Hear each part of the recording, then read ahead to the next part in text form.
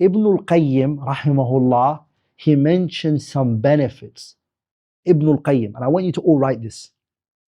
Ibn al-Qayyim mentioned benefits that you will get from lowering your gaze.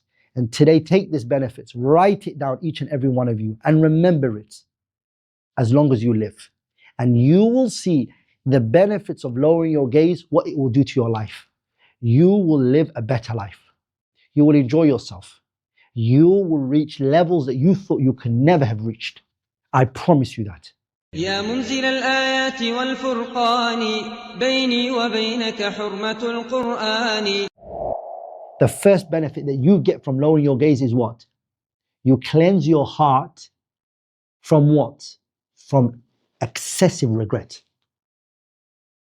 Ibn al-Qayyim, he said, فَمَنْ أَطْلَقَ نَظَرَهُ, anyone who opens his eyesight to everything and is looking at everything, دَامَتْ حَسَرَتُهُ, your regret will forever be. You're always a regretful person. And Ibn al-Qayyim, look what he said. He said, there is nothing more harmful for the heart. Allah. There is nothing more harmful for the heart. What? إِرْسَالُ الْبصر, opening your eyesight. A person who just looks at everything. Look at that. That individual harms his heart only in ways Allah subhanahu wa ta'ala knows. Adab is what you put your heart through. So clean your heart. This is the first benefit you get from it. If you lower your gaze, you protect your heart. تلخيص القلب من ألم الحسرة. You protect your heart from the pain of regret and sadness. You open your eyesight, you keep looking at everything, دامت حسرته, you're a regretful person. Number two, the second benefit that you get if you lower your gaze is what?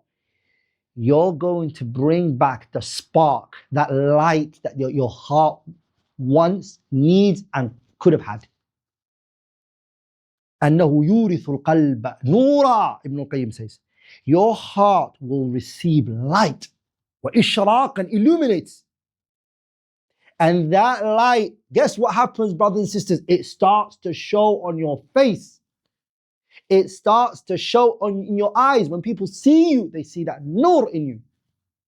Your jawarih, your limbs start to illuminate. The darkness that enters.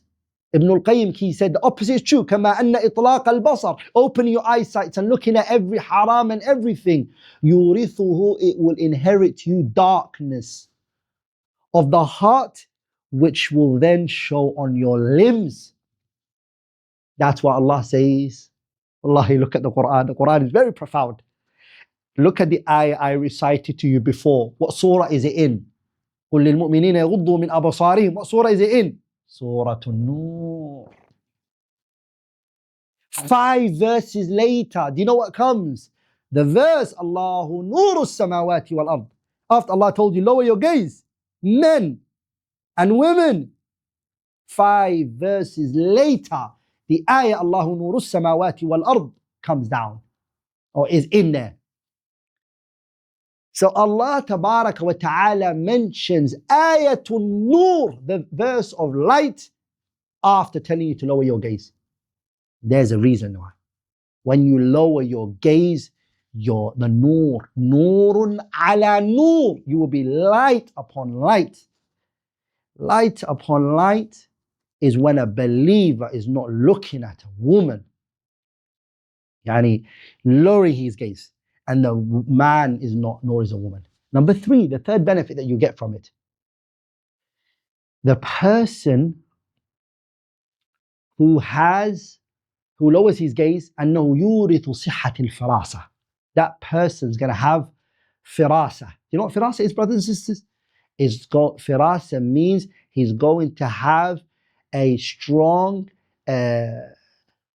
psychological ability to identify. He's going to be able to see something and someone and a situation and say, you know what, this situation looks wrong. Firasa. He's got this innate ability to identify problems, issues, individuals. Like he will look at a person and say, I don't think I should invest money with this person. Firasa. You know where that comes from? It comes from a person whose heart is clean. Lowered his gaze. Ibn al-Qayyim is saying this. Because the nur in your heart is allowing you to see things for what they are. You haven't destroyed the taste buds of the heart. The heart has a taste bud. So you see things for what they are. Number 4. Lowering your gaze opens the door of knowledge. Yes, you've been saying for years, I want to seek knowledge, I want to learn, I want to memorize the Quran, I want to do this book, I want to do that book. You know what's stopping you from doing all of that? Do you know why you're unable to do that? Do you know why you haven't memorized this and you haven't studied this and you couldn't read this book and you couldn't keep up with any of the classes? It's because lowering your gaze. You didn't do that. You were looking at everything. Lowering your gaze, Ibn al-Qayyim says, يَفْتَحُ لَهُ طُرُقَ الْعِلْمِ. It opens the doors of knowledge for you. Not only does it open it for you, it makes it easy for you. Why? Because your heart is white and clean. And it's light, illuminating. And so the knowledge just pours into it. It goes into it. Like in the one who tainted his heart, darkened it, blackened it with sins and looking at this and looking at that, knowledge can't enter that heart. So it goes, the door's blocked. Number 5. Bravery. The person who lowers his gaze has quwwatul qalbi wa thabatuh. His heart is firm, strong, and his bravery. He لا يخاف في الله لومة لائم. He's not scared of the blame of the blameless. He's scared of no one, only Allah. Strong heart, my brothers and sisters, is really, really needed. And anyone who has a strong heart, my brothers and sisters, depression, anxiety, sadness doesn't come to them. Strong identity, strength by lowering your gaze. If you open your eyesight and you look at everything, you weaken your heart. You become very fragile. You become very weak as a person. Al-Fa'idatu Al-Sadisa. The 6th benefit of lowering your gaze brings about what? It brings about happiness. If you lower your gaze, you turn out to be a very happy person. يورث القلب سرورا وفرح. It brings the heart happiness, joy, excitement, لذة. You get that? So you're just laughing, smiling, enjoying yourself. Why?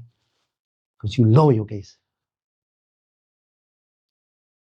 People who are looking at everything live in ham and gham.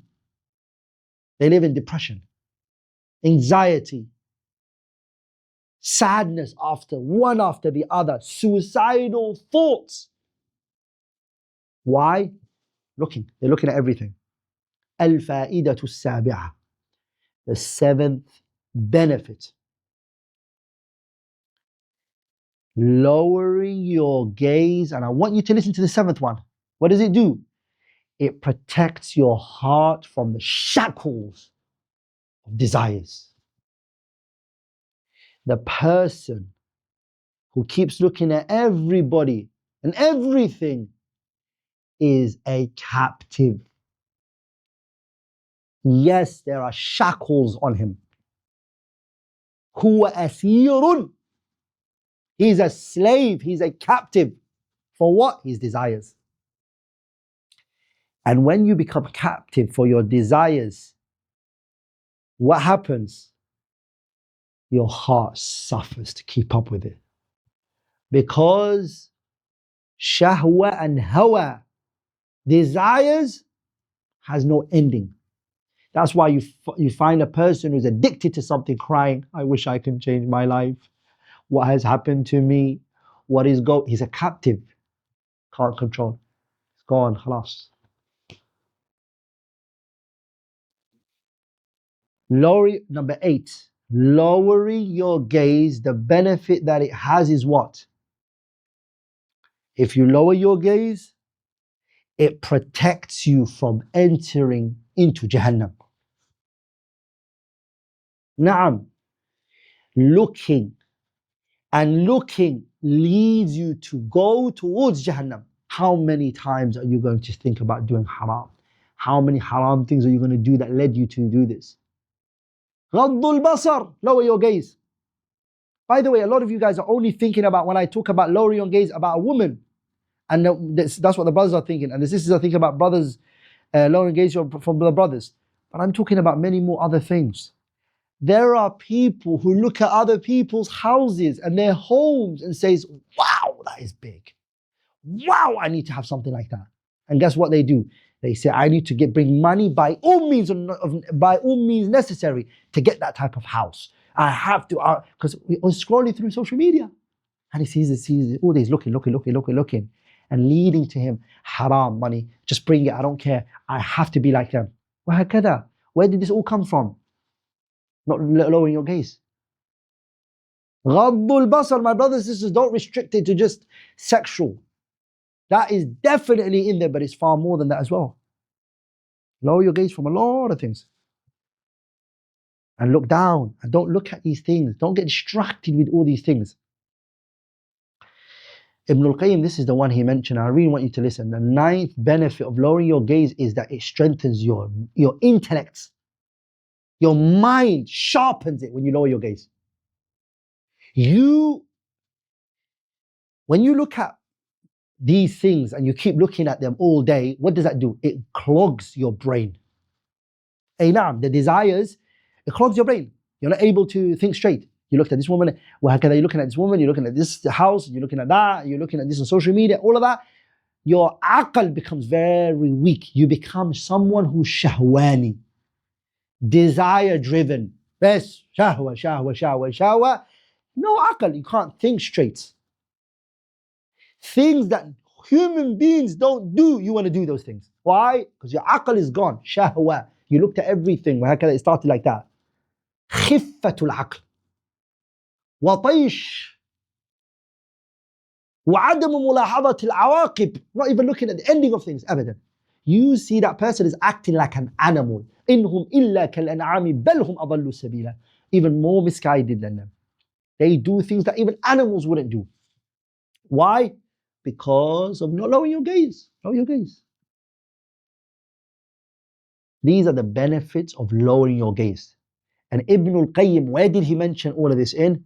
He mentioned it in his book, Rawdatul Muhibbin wa Nuzhatul Mushtaqin. Rawdatul Muhibbin wa Nuzhatul Mushtaqin. Go to that book and read it. He mentions it there. And I genuinely believe that needs to be looked at. That book, we need to study it and go through it.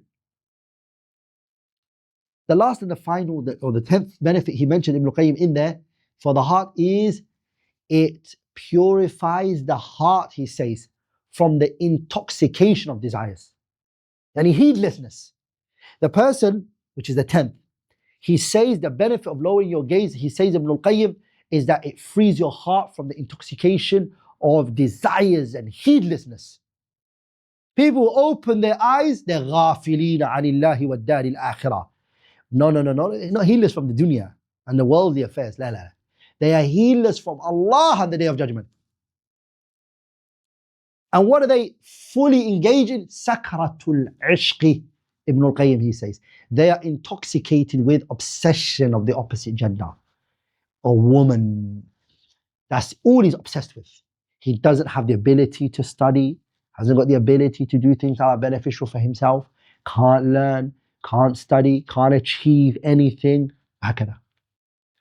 فوائد غض البصر, Ibn al-Qayyim mentions it in his book, Rawdatul Muhibbin wa Nuzhatul Mushtaqin. And the harms, he mentions there in more details of irsalu al-basar, opening your eyesight to everything, let it loose, letting it look at everything.